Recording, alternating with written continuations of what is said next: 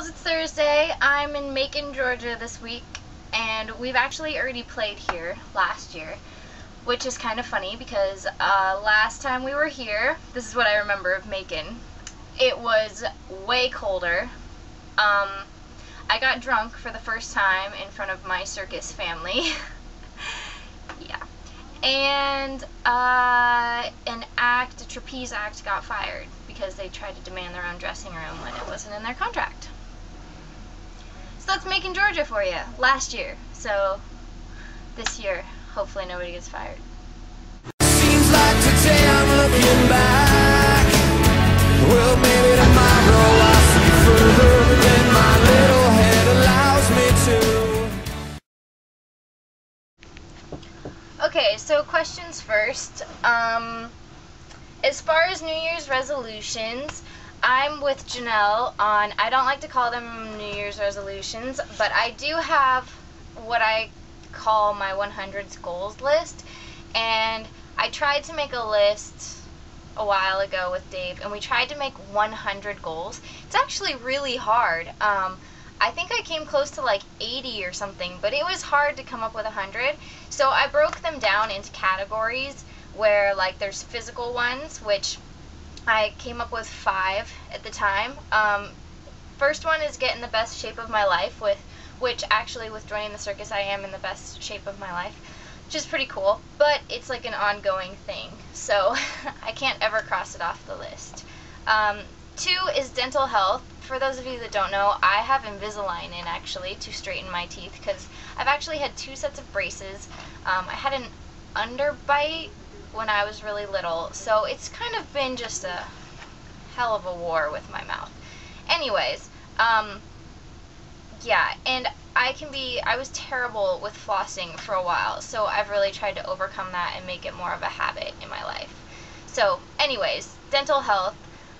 Number 3 is improve my sex life, always. Like, always be looking for ways to improve it.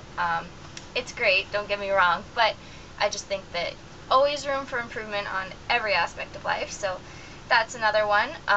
And just like in general, take care of my skin and body and work on flexibility and stuff like that. I'm terrible at the working on flexibility. I wish that I was like Tara in the aspect of enjoying stretching, but I hate it.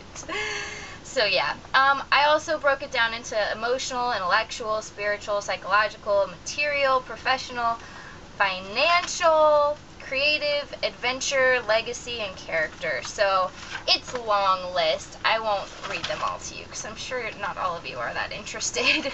But yeah, so that's kind of that, and I'm always trying to do that. So yeah, but I think one of my main things, if I had to pick one of my main goals is to really get better at speaking Russian. Because Dave and I are already talking about languages we want to learn after Russian. He wants to learn Chinese, which just sounds really difficult to me. I'd like to learn something a bit more well-known like Spanish, so we'll see what happens. Dealing with wacky hot and cold weather, hell yes. I change states frequently, pretty much weekly, so yeah, Orlando was beautiful, it was warm, I wore shorts and tank tops. Now here in Macon it's freaking frigid, so definitely dealing with that in all the different places that we are going. Tara, how do I keep up with my scrapbooking? The key to it is staying super organized. I organize all my pictures, I take them off my camera immediately, I organize them by city because that's how I scrapbook. And yeah, as long as I keep those organized and like in a certain order, because it's very easy to forget which city I was in what order, as long as I keep everything organized, it makes scrapbooking super easy to just print it all out and go for it. So I think the key to keeping up with my scrapbooking is organization as well as prioritizing it, because I get really pissy if I fall really far behind, and then our scrapbooks end up really inaccurate, which I hate. So anyways, those are the keys to my success with scrapbooking. It's a huge priority to me, so I like to keep up with that. Janelle also, I forgot to tell you, you forgot one of your New Year's goals. That's to come see me out on the road this year. That should be all of one of your guys' goals. Yeah. Okay. And Janelle, you asked how many have had friends that you act differently around. Just that whole question. I won't totally reword it, but I, as just personal characteristics, have a really hard time lying. I can't get away with lying. I don't know, I'm not very good at faking it. I'm pretty much like an open book. You know exactly how I'm feeling based on what I'm portraying, because I cannot hide it. So I think I kind of have the inability to be different around people, because that would make me miserable. So I don't think it's healthy either, because if you don't feel confident in yourself and you don't feel comfortable enough to be yourself around somebody, you feel like you have to be something else. I mean, what's the point? Like, that doesn't sound very good at all, especially for your mental health, because then something's obviously wrong with who you are. So I don't think it's right to do that. I think people should get to know you, and they like it, so take it or leave it. Yeah, so I don't know what your guy friend said or whatever.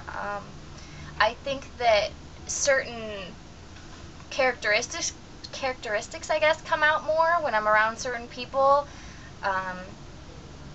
You know, I'm not really sure. I'm trying to think of people that I might act a little bit differently around, but I think I act the same around pretty much everyone for the most part. I mean, I joke around everyone. I'm a sarcastic brat around everybody. I'll laugh before I ask if people are okay, which is a terrible, terrible thing, but I can't seem to conquer it.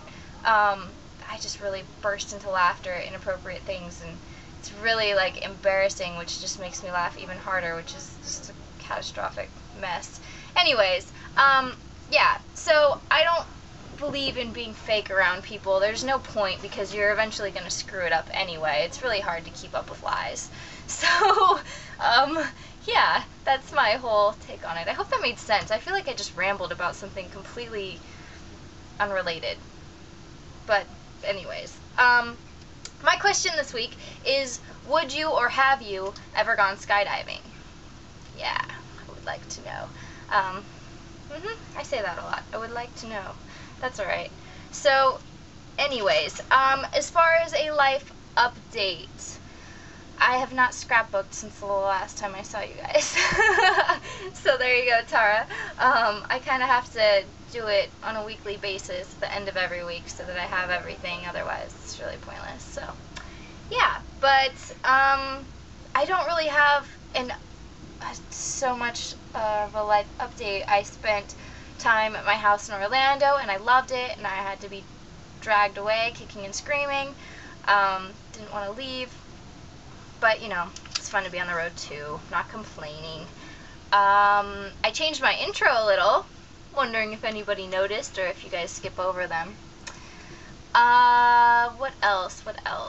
I think that's really it.